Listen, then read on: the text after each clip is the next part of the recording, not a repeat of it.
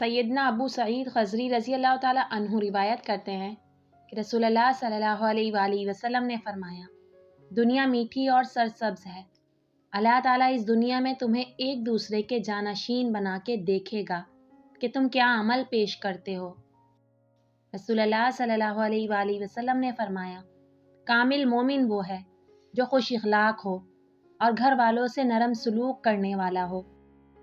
لوگوں کے لیے رحمت بن جاؤ، رحمت للعالمین صلی اللہ علیہ وآلہ وسلم کی رحمت کا سایہ ملے گا۔ ہم نے تمہیں زمین میں اپنا خلیفہ بنایا ہے، لہٰذا تم لوگوں کے درمیان حق کے ساتھ فیصلے کرو اور اپنی خواہشات نفسی کی پیروی نہ کرو، ورنہ وہ تمہیں اللہ تعالیٰ کے راستے سے بھٹکا دے گا۔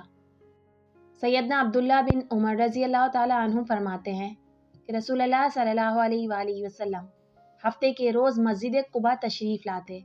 آپ صلی اللہ علیہ وآلہ وسلم وہاں سوار ہو کر اور کبھی پیدل تشریف لاتے تھے۔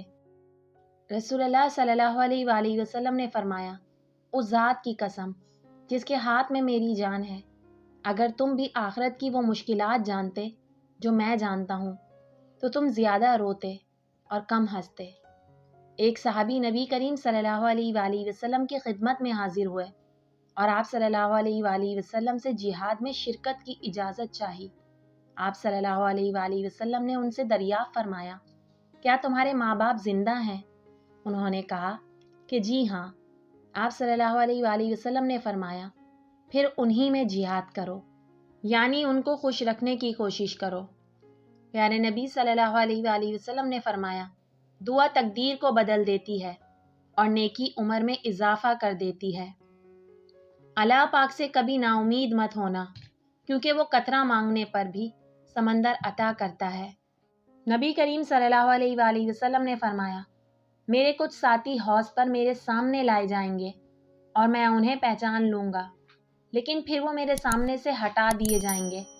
میں اس پر کہوں گا کہ یہ تو میرے ساتھی ہیں، لیکن مجھ سے کہا جائے گا کہ آپ کو معلوم نہیں کہ انہوں نے آپ کے بعد کیا کیا، نئی چیزیں ایجاد کر لی تھیں۔